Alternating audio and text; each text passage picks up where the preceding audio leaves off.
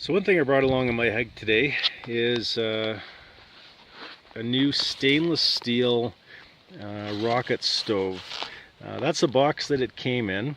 I thought I'd just do a little bit of a video, see how this thing's going to work, whether it's going to actually burn well, burn hot, I hope. It doesn't use too much fuel, and you know, it's pretty portable. Maybe at the end of the day it's not really much bigger than my little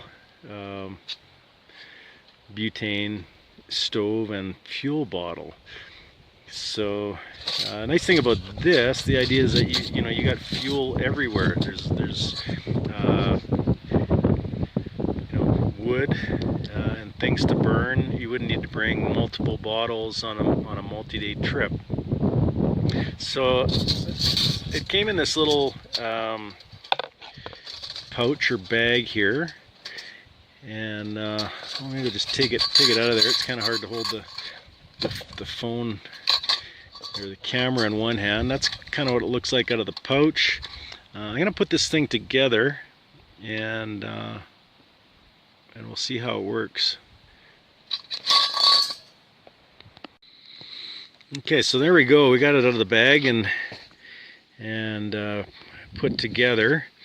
It comes with this little pan here, which I guess would be for alcohol or an Esbit cube or some fuel source other than wood, and that would just drop in there, and then your cup would go on top of there. This is a little bit of a grill that came with it, so if you wanted to fry some meat, you guys put that right on top of there and do it that way. I'm just looking around. I think still in the bag are my pot supports, so I'm just going to go grab those and we'll carry on with the video. Alright, so went back to the bag, found our pot supports. I thought something was missing here. So those just fit on there like so. So we'll try and get a fire going in there and boil some water, have some soup, see what happens. Alright, so I got a little bit of wood in there. I'm going to cheat a little bit. I got one of these fire sticks here. It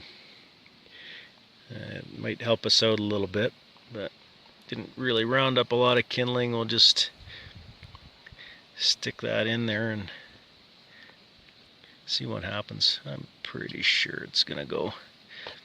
We'll throw maybe a few smaller twigs in there.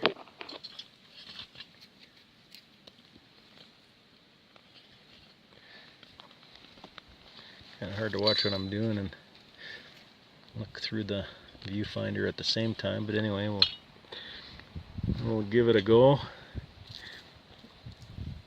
Sharing my adventure here.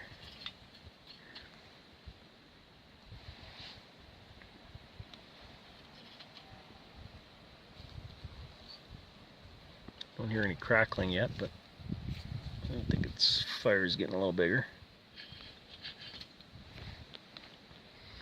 So I bought this stove to use on the trail. You know, you can make a fire in a fire ring, and actually that's the remnants of the ring that we had last time that we were in this spot. But when you look at how big that is and how much wood we had to collect, I thought, you know, if there's a way to achieve the same thing, have a little bit of warmth, maybe boil some water, cook some dinner, use a lot less fuel, and at the end of the day just pack it up and, you know, not be left with something as unsightly as that. Well, why not? So I bought this on Amazon. It was about $35 Canadian including shipping, which I thought was not too bad. You know, I've seen it for a little bit less, you know, maybe $25 plus shipping. They're as high as $70, $80, $100. Not sure what the difference is, but this one was sold and shipped by Amazon. So I had it in a week. I didn't have to wait from China. I didn't have to, use PayPal or anything else. Just use my credit card on my Amazon account, and it came real quick. So we'll see what's going to happen here. It looks like our fuel is catching, so there's a good amount of airflow, which is kind of nice. It seems to be working. Wood's a little bit wet, so got some smoke happening here, but I used a fire starter, which I usually carry a couple along anyway, so I didn't really have to look for super dry wood. It seems to be burning pretty well, so we'll let that keep going here, and then maybe when there's enough heat there and it's died down a little bit, we'll try boiling some water, see how long that takes. Well, here we are making our soup, and that's coming along really well. But remember I said you got to be prepared for any weather. Well, it's probably about 15 minutes since the last time I said that, and we've got hail or snow or something happening. It's white.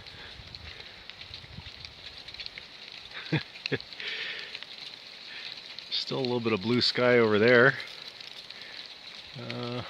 but this is mountain weather for you. We're just gonna have our soup here.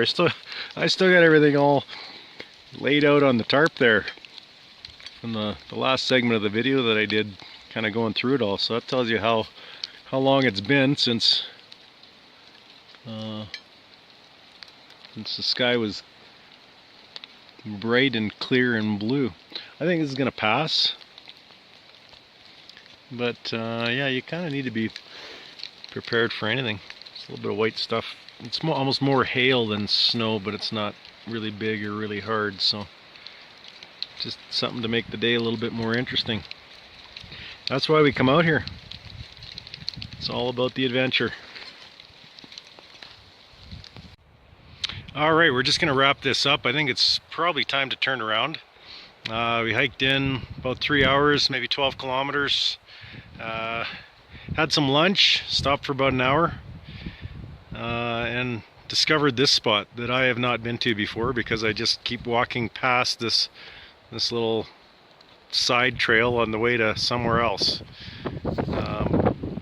But this is as good as any spot to stop and turn around. It's 3:30 in the afternoon. The sky's clouding over a little bit. There's the odd little bit of snow falling. The sky looks darker to the east, and that's the direction we're going. So this is probably only going to get worse from here. The forecast wasn't too bad for today, but it did say mixed rain and snow and sun. So I think we've had a little bit of everything here today. So I think we're going to turn around. It's going to take us about 3 hours to hike out of here. Should be out maybe 6:30, couple hour drive home, and then we'll do it all again another day.